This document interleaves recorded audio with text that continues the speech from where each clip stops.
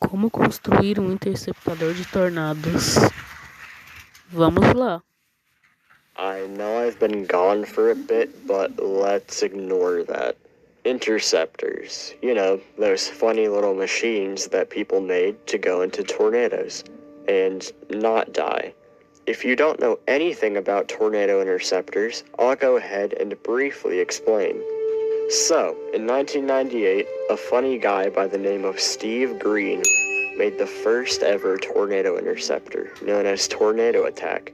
In 2003, an even funnier guy named Sean Casey made the second, known as the Tornado Intercept Vehicle, TIV, or my personal favorite, the Coffin on Wheels. He did that for his IMAX film, Tornado Alley.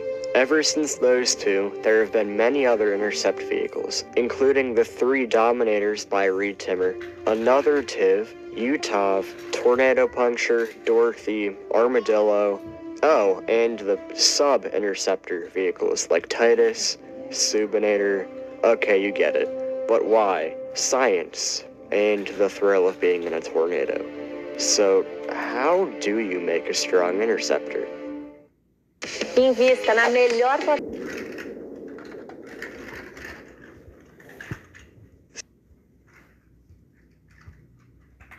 So you've decided to live out the true American dream of building a homemade tank to drive into tornadoes.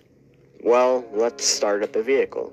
What you'll want is a pretty modern truck with a high weight limit, probably at least 12,000 pounds. That means don't use an SUV. Then, take your precious new truck and strip everything off of it, besides the engine and chassis stuff. You can leave some of the body on it, but that just limits your freedom with the shape of the interceptor and the armor quality overall. I wonder who did that 3 different times. Anyways, now you have a bare truck. Now it's time to build a frame and come up with a shape. Ideally, you want a pretty angled design that allows wind to freely move over the vehicle in all directions. This means don't ignore the sides. Most, if not all, current interceptors can easily be rolled because of how flat the sides are. Remember though, you cannot make the vehicle wider than 8 feet 5 inches if you want it to be street legal. Now that you have a blueprint, or at least hopefully a vision, you can begin to make the frame for it. Make it out of 2-inch tubular steel, or at least use that material as much as you can.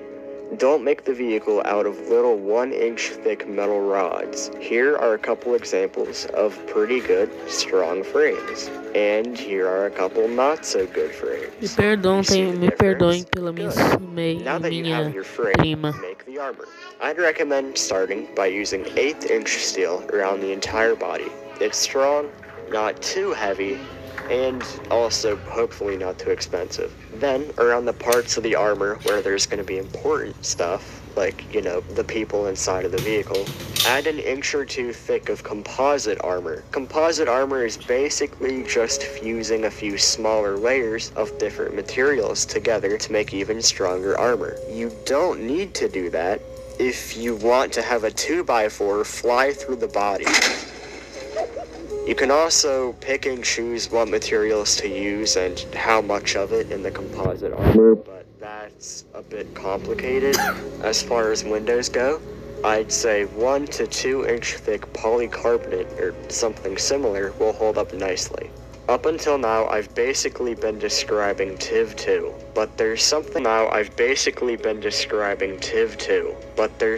about it, a main design feature that I heavily dislike: flaps. They make it so you can get rolled easier undeployed because you're way higher off the ground, they take forever to lower down, and they give your sides way more flat surface area. I heavily advise you to instead have a rubber layer near the bottom and just have the entire body drop down. A main design... Sinceramente, eu recomendo flaps mesmo, porque aí tem muito mais proteção. Mesmo que tem mais chances do carro ser rolado por conta dos ventos.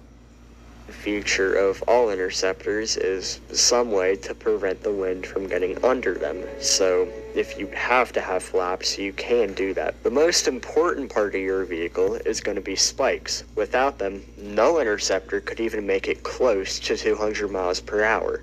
I'd recommend at least 4 and angle them, as making them go straight down into the ground, first off, will raise your vehicle up, and secondly, make it way easier for the tornado to pull you up. When you angle the spikes, it allows them to more easily go through the ground and also prevents you from being pulled upward. It's also important to have the spikes be long.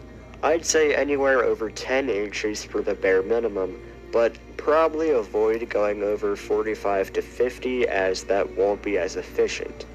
That's pretty much it. Try to not do something that will make the vehicle no longer street legal. So with all of that out of the way, at least in my opinion, what is the current best interceptor? Right now, I'd say probably TIV2. However, there is a lot of room for improvement, and if I'm being honest, I think I've made one of the most strong, efficient, and actually achievable fictional designs there is. So in my completely unbiased opinion, behold, the Raptor.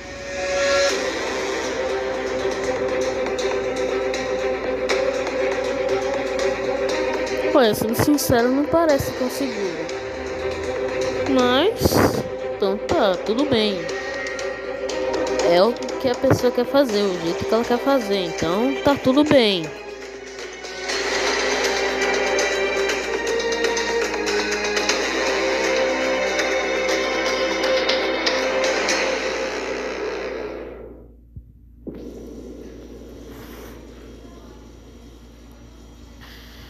This is my own interceptor that I designed top to bottom, known as Raptor. That stands for Research and Photography of Tornadoes. It's built off of a 4th gen Ram 4500, and the weight is hopefully going to be in the ballpark of 12 to 15,000 pounds. The general design follows every rule that I listed previously, having a body made out of 1/8" steel, and having 1 3/4 inch composite armor in the midsection and back, where, the people will be, at least 2-inch thick polycarbonate windows, 8 total spikes, with the front ones being 32 inches long, and the rest being 40.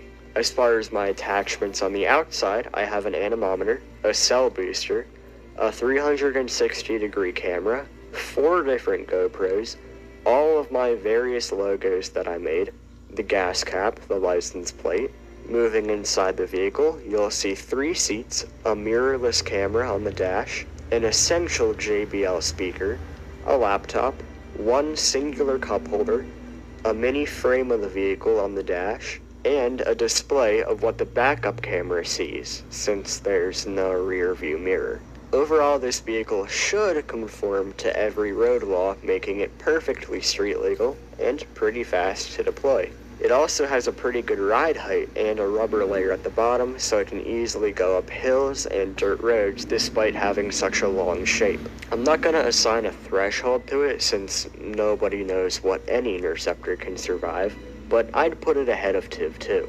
This thing was made entirely in Blender and is 100% proportional to how it would look in real life, meaning this design, technically, is completely possible if I ever get enough funding and someone willing to build it, because I can't weld. And although this vehicle isn't in any games Meu pai yet, sabe it soldar, will ele trabalha com hopefully be coming serralheria, soon to então the eu tô com streets of Holy sorte. City. Sorry again for taking such a long break, but I will be back soon enough with a really big video. Like and subscribe if you enjoyed, and bye. Guardação, robôs ajudando humanos.